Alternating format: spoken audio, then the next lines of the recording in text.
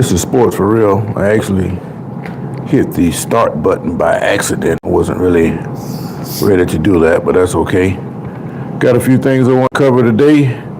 Got a lot of heavy stuff taking place in sports tonight. The on again, off again, now on again fight between Jake Paul and Mike Tyson. That's going to take place tonight about 10 o'clock over in Dallas. A lot of people, they thought this was a joke. And because of the age difference, safety is an issue. But safety for who? Jake Paul, the YouTube sensation, who I think is a master marketer, he put this thing together with the hopes of showing people that he's for real, but he's picking on a guy that's been retired for about 15 years, number one. And two, the last time he fought, he didn't do so well. And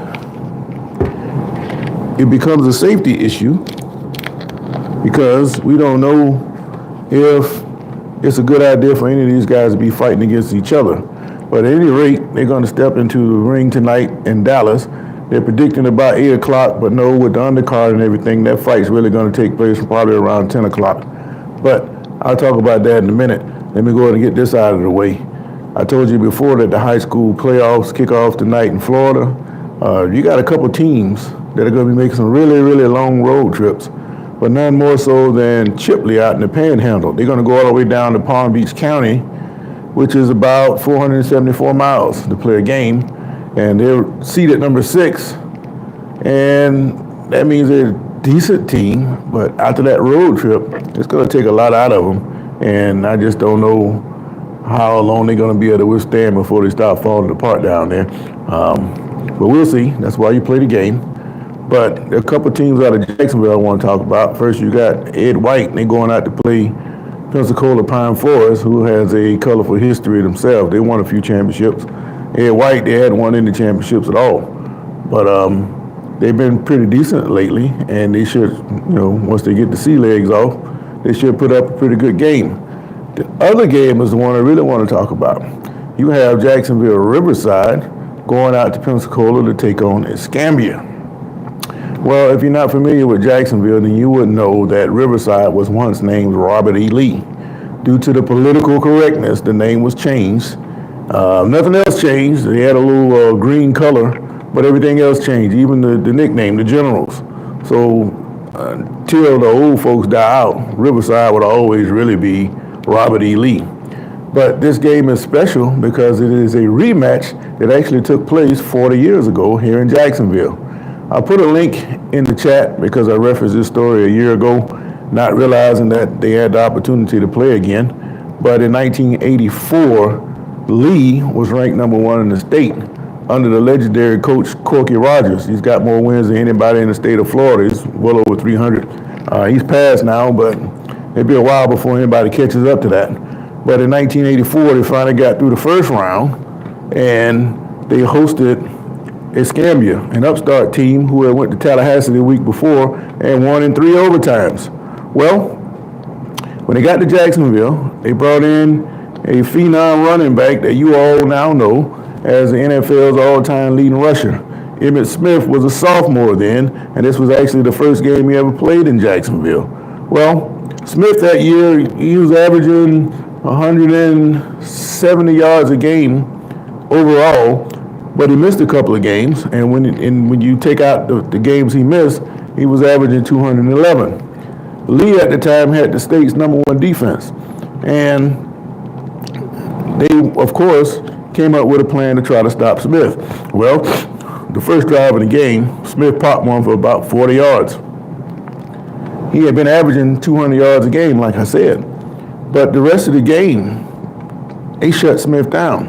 He ended up with less than 100 yards, which is the only time that a team held Smith under 100 yards in his high school career. Later on, the coach at the time, they called him Big Barry. He devised a defensive plan to try to stop Smith, but that didn't seem to work. They went back to base, and the base worked better than the scheme that they tried to do. But this game ended up going into 4 overtimes. Now, mind you, I just told you that they went 3 overtimes the week before at Tallahassee. They came down here and they ended up winning the game in 4 overtimes because even though Lee had the state's #1 defense, they also was the most penalized team in the state. And because of that, it ended up biting them. And everything that happened to them, they put themselves in position by turning the ball over, and they ended up losing on a fluke. Pensacola, the Scambia went on to win the championship that year, and they came back in Smith's junior year, and they won it again. Okay, how you doing, Cheryl Gloose? And gamer kid I like, appreciate it. So they ended up winning for a state championship 2 years in a row. But what's particularly interesting about this particular matchup back in '84 is that this was the first time that Emmitt Smith came to play in Jacksonville. You know, he played for the Florida Gators 3 years, and then he came here a couple of times while he was in the NFL. But what's significant about this game is on the other side, playing against Smith was a junior. His name was Leroy Butler. Played for Florida State, played for Green Bay, made it into the Hall of Fame, Super Bowl winner. And this is one of the few known matchups where you had guys that made it to the Hall of Fame where they actually competed against each other in high school. Now, again, if you look at the link that I put in there, they hit me for a copyright strike because the guy that took the picture, he didn't realize what he had. So on that picture in the link in the chat, you have a picture of Emmitt Smith, Leroy Butler. Also in on that title is Reggie White. There's 3 Hall of Famers in that picture, and I'm not sure if the guy who took that picture is aware of that. They hit me for a copyright strike because I used the picture. I wasn't trying to steal it or anything. I was just putting it out there to let everybody see. I don't have anything to gain from that, but I thought it would be good to see because it goes along with the story I was trying to tell. You got Emmitt Smith, who played against Butler in high school. They played against each other in college, and of course they played each other in the pros, and it's evident on that picture, along with Reggie White, you got 3 Hall of Famers in one shot. I don't know how many other pictures out there like that where you have so many Hall of Famers playing in one football game, but I doubt that you're going to have a whole lot of them when they're all in the same shot. So that is a very good picture. So just click the link in the chat, and you will see that picture with those 3 guys in there. I thought that was interesting. But the last time these 2 teams played, like I said, went to 4 overtimes, but that game was in Jacksonville. And Riverside, you know, they redid their field. They was going to do all the fields there in Jacksonville, but they running into a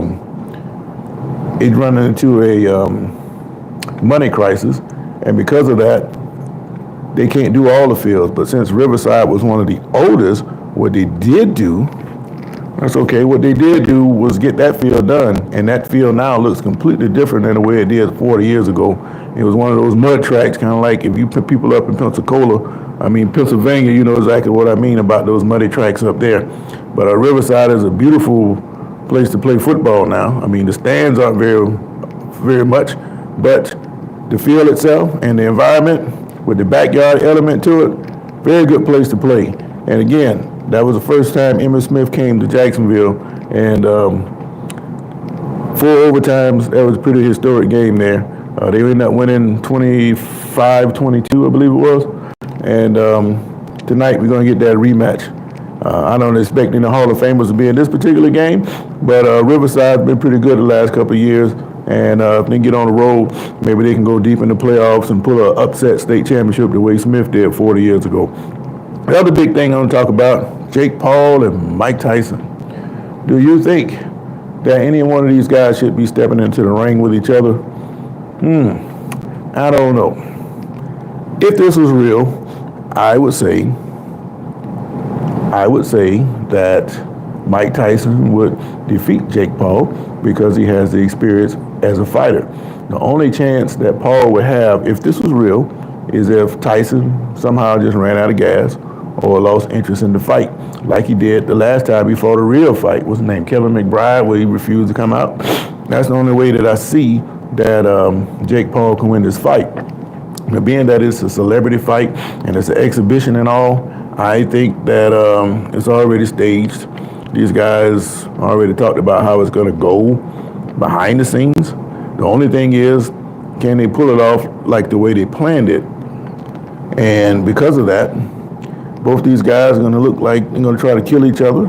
As you see, Tyson slapped Paul at the last weigh-in they had the other day.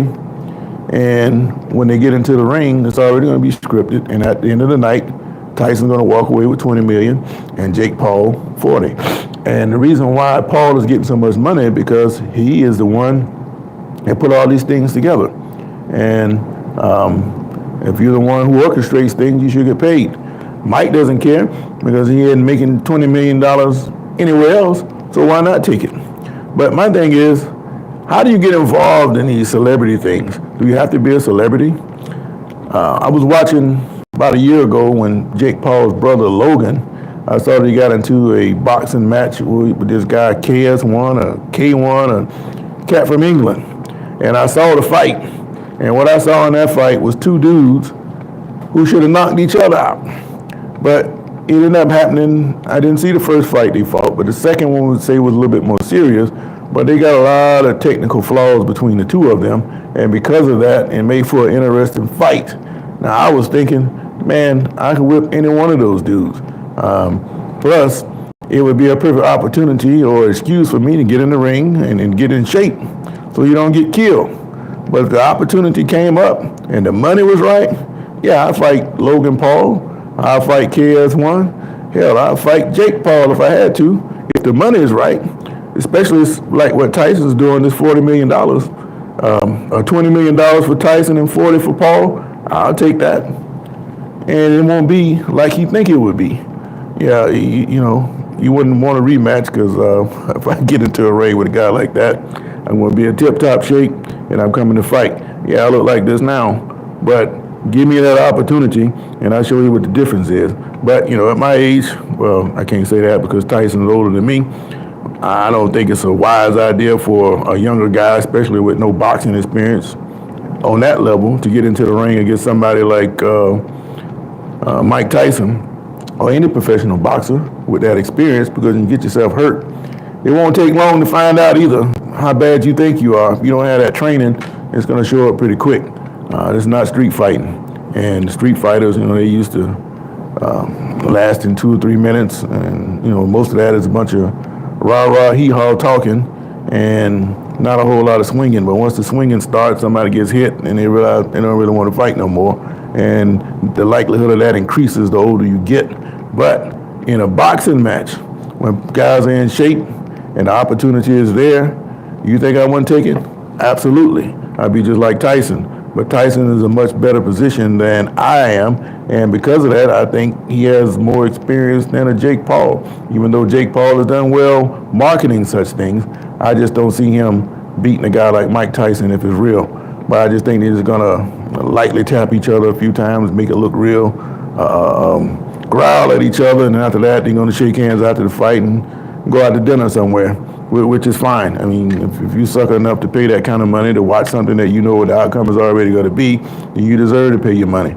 But at any rate, it's going to be high-class entertainment. So tune in tonight on Netflix, I believe it is. They're advertising 8 o'clock, but these boxing matches, they always have undercards, and by the time you get to the main fight, it's going to be about 10 o'clock. But I think that Tyson, this wouldn't be much of a match if it was real, but how real is it? I don't think very much. So just to recap what I was saying, tonight you got high school football in Florida. The playoffs are taking place. You got a lot of teams taking these treacherous road trips.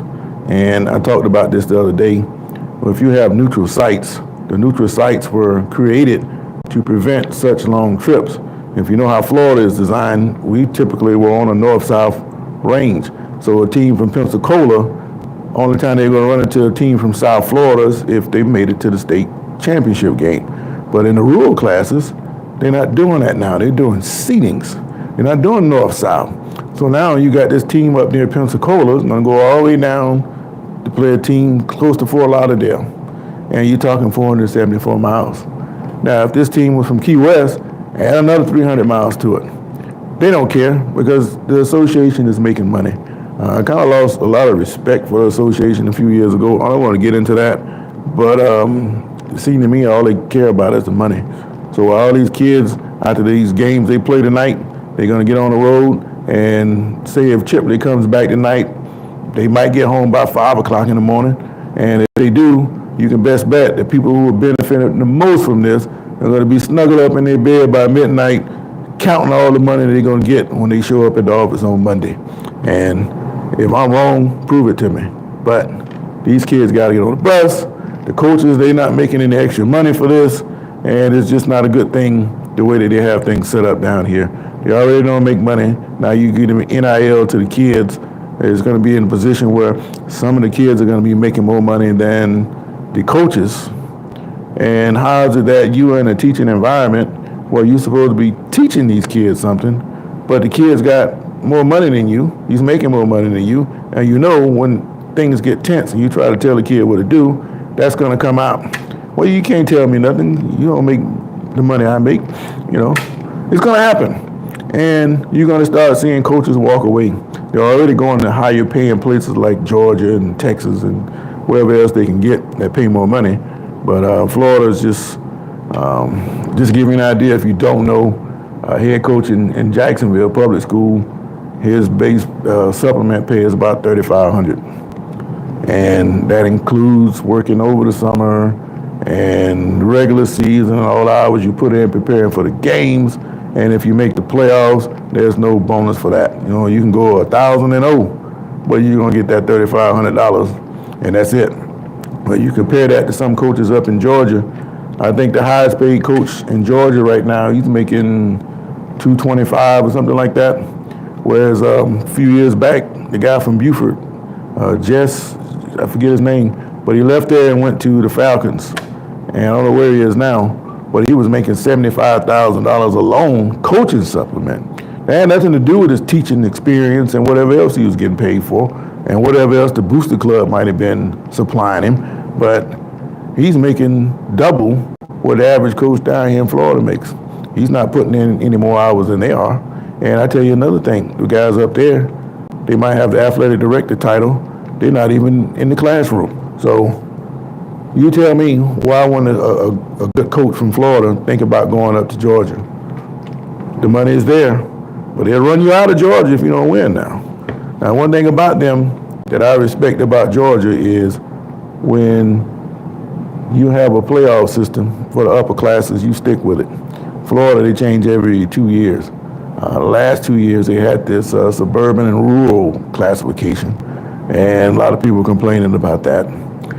When they first started taking runner-ups to the playoffs, they had it actually right, where you had two different brackets. You had 16 districts here, and if I'm the District 1 champion, my runner-up, he wouldn't be in the same bracket with me. He would go to play the runner-up he would be the runner-up of 1, and he would go play the district champion of 2. That's how that would work. And it would work its way around. They had what they call a semi-state. And if you made it to the semi-state and your district champion was there, hey, great, both of you played to that position.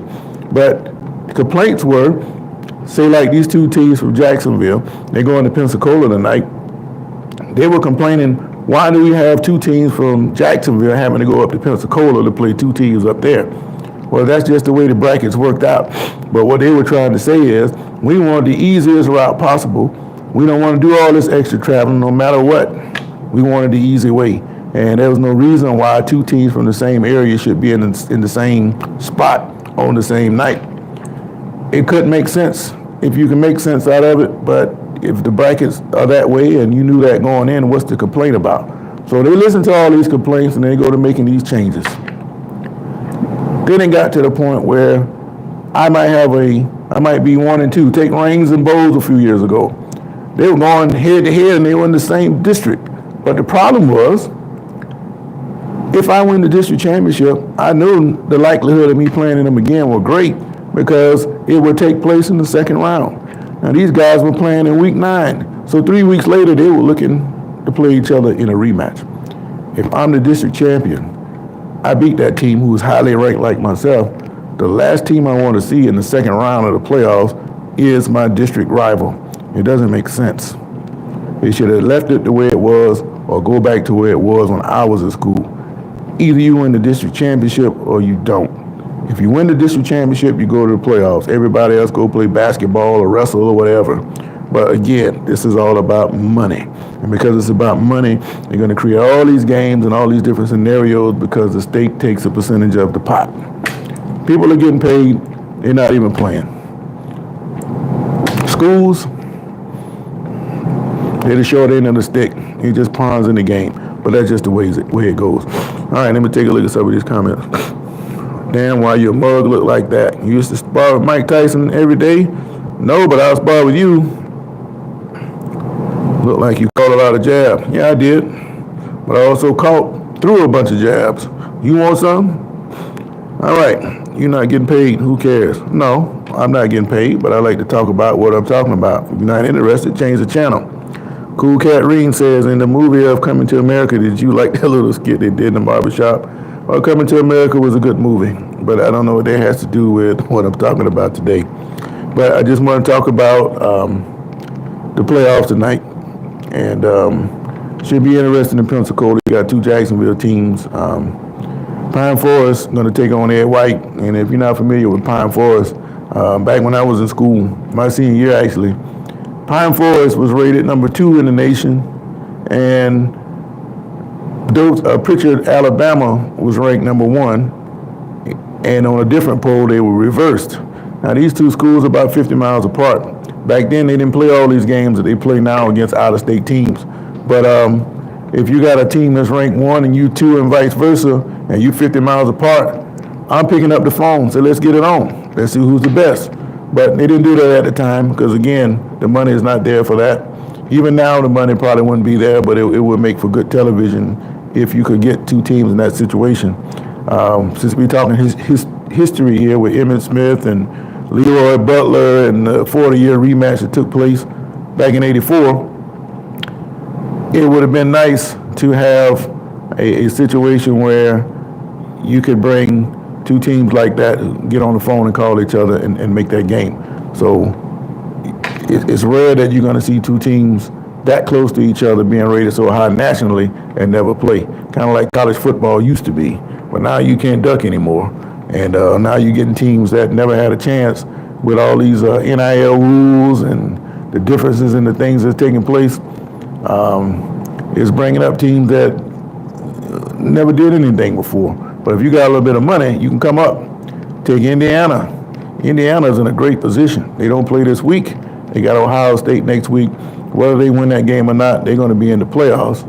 And because Ohio State's going to be playing Michigan the week after that, they have the possibility to overlook Indiana because historically they've beaten them. And 2, all they really care about playing is Michigan. Their whole season is dependent on that, whether they say it or not. So we'll see how that goes. Trump 2025.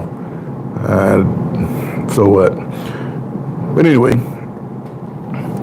I just want to come on and talk about that. But the Jake Paul, Mike Tyson thing, if it was real, somebody would get hurt, and I think it would be Jake Paul. And Tyson, the only way he can lose that fight for real is he just got extended into the later rounds and just didn't have the stamina anymore. But I don't see that happening because he has the experience. He can pop Paul a few times and stick him and move, but given his style, I can see Paul walking right into one. But again, Paul is a great businessman. He's a great promoter. So he's already cut a deal with Tyson about how this fight gonna go. They'll let it go for a couple rounds, and one of them get hit with a shot or two every now and then to make it look good. But you can just bet. You can just bet that this thing is going to be staged. All right, boss guy, you had your fun. Congratulations, but you tell me what's this guy going to do for you. I'm not getting into that. You're not going to get me off track. But I just want to talk about what I want to talk about. Tune in tonight with updates from the fight. Get some updates from Pensacola. But again, if you take a look at the link in the chat, you have that picture there where you have Reggie White, Leroy Butler in on the tackle trying to hit Emmitt Smith. All three of those guys are in the Hall of Fame now. And the connection on the lower levels, you had Emmitt Smith taking on Butler in the Florida State matchup.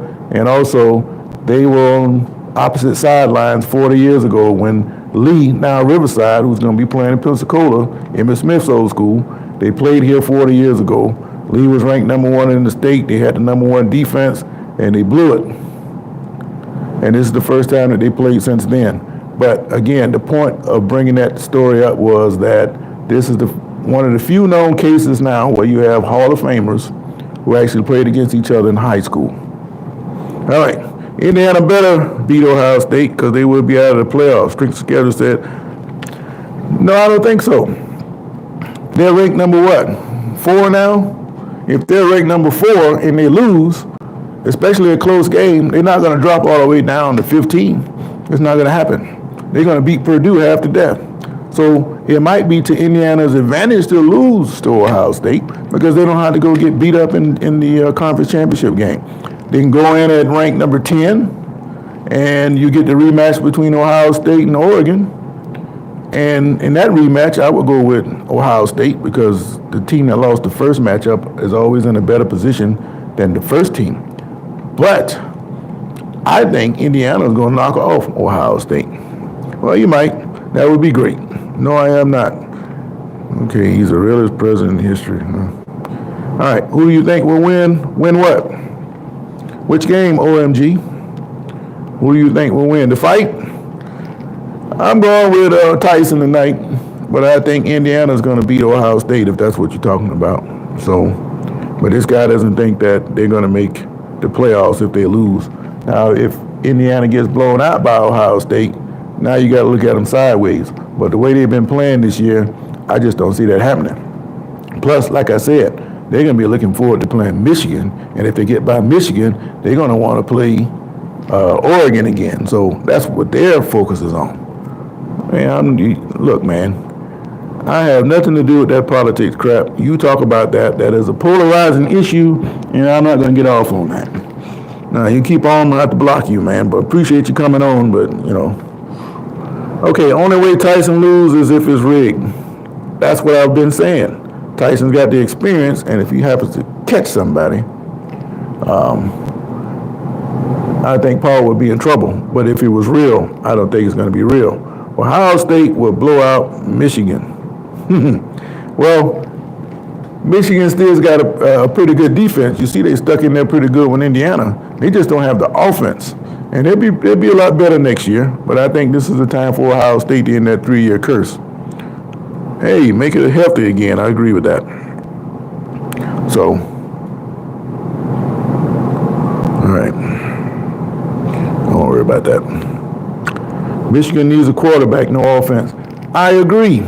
Now, if they play dumb teams like USC, yeah, they'll be pretty good. But Michigan, like I said, they need a quarterback. Like you said, they need a quarterback, but their defense is pretty decent.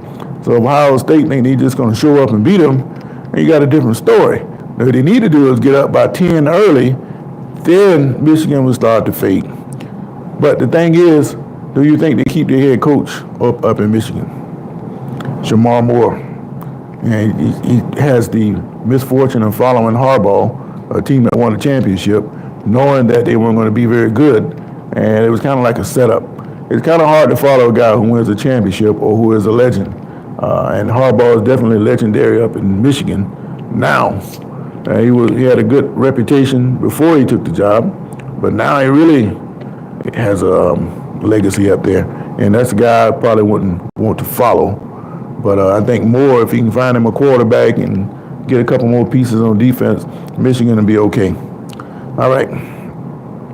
I love to chat with you guys all day. This is fun.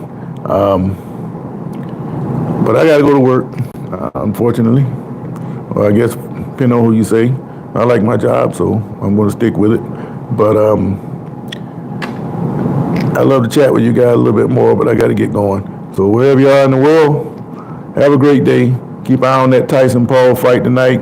I'll be back on tomorrow talking about college football. Got some big matchups there. And Bart McTarbart from Ireland, you have a great day, my friend. And for the rest of you guys, I got to go to work. Have a great day. I'm out.